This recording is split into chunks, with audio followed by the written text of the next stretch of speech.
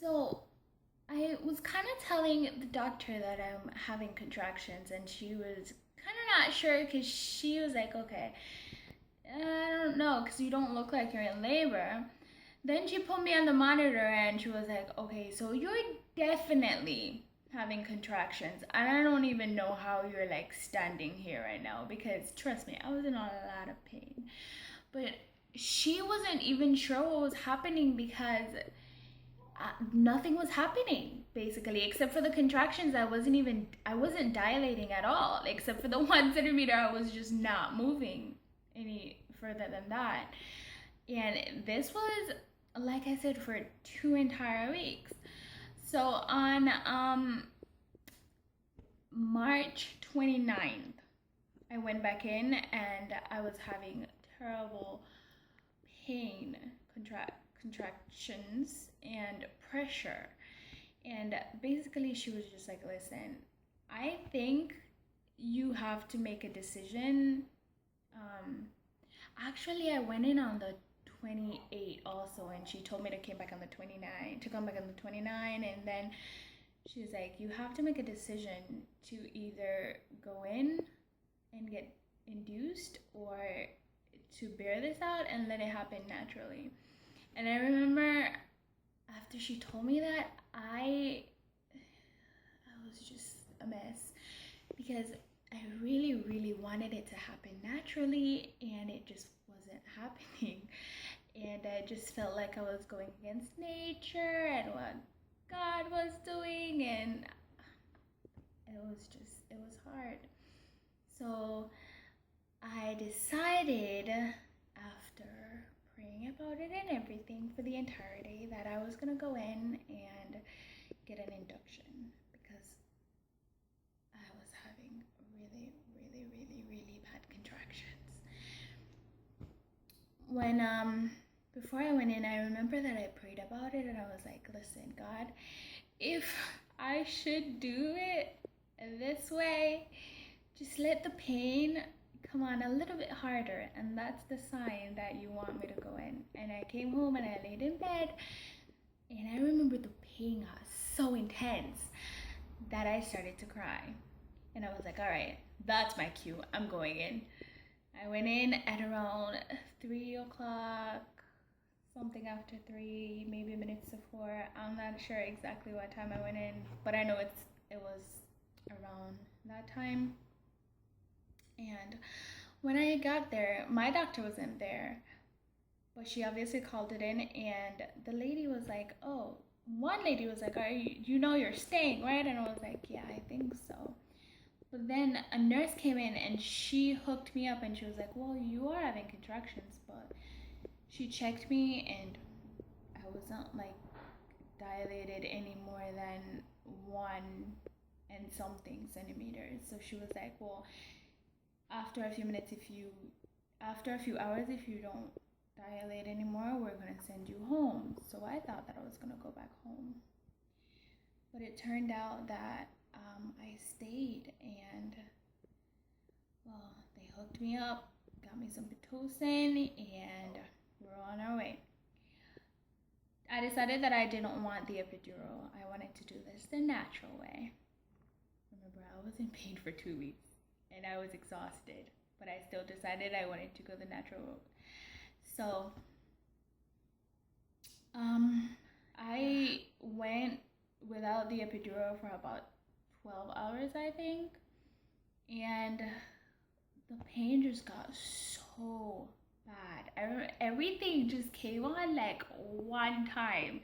Like it just got so bad that I was just like, listen, I cannot do this without the epidural. So around 12:01 early morning, I decided that I wanted to get the epidural. So they came in and they gave me the epidural, and I went to sleep after that. And let me just say, the epidural was probably the best thing that ever happened to me that day. I want to meet the person that made that. I know that some people have had bad reactions to the epidural, but the epidural for me was pretty fantastic.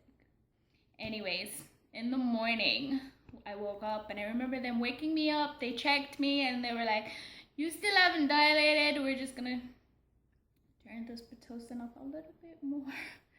And that was probably around 7, 8, somewhere there. Came back around 10, something after 10, and checked me again. And she was like, you're 10 centimeters. And I was like, what? And she's like, you're a 10.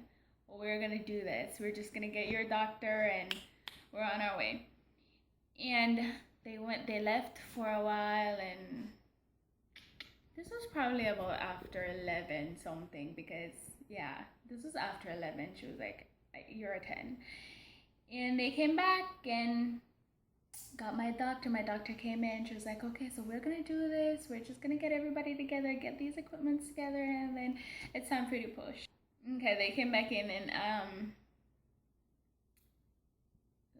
4 pushes and you are out. 4. I was so determined to get you out that I gave everything. I gave everything to get you out, because I wasn't in pain at this point, but I was just so excited to just get to that point where I was like, okay, I'm finally gonna meet my baby girl. Finally, after being in pain for so long. It felt like forever, even though it was 2 weeks. It felt like forever.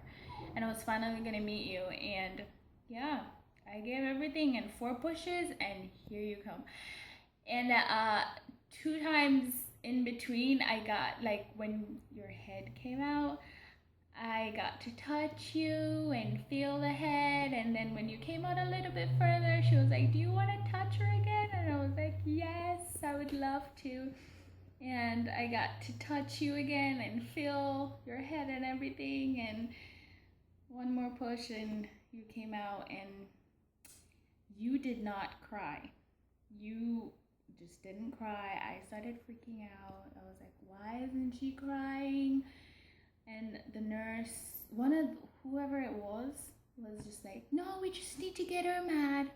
Just don't worry. And I remember my mom started to cry because she never saw anything like that before. I warned her. I did. I told her she's gonna come out blue. She's not gonna look like, she's gonna look kind of scary. Not scary. What's the word?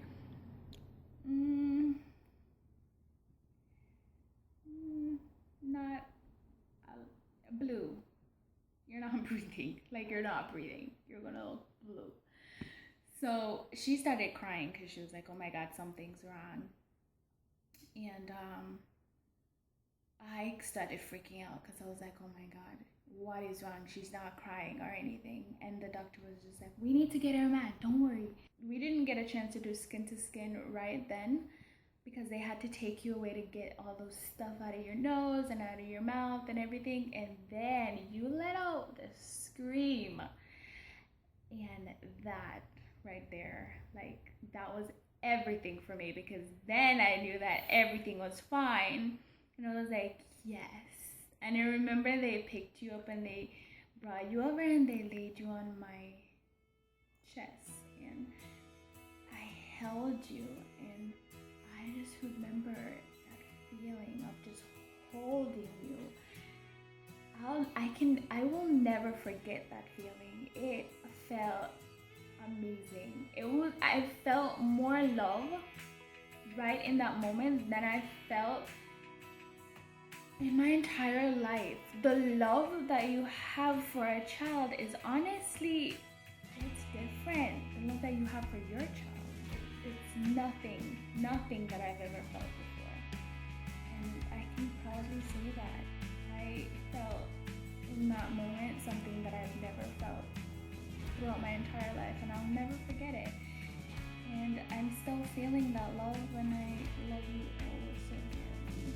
I do love her more than anything in this entire world.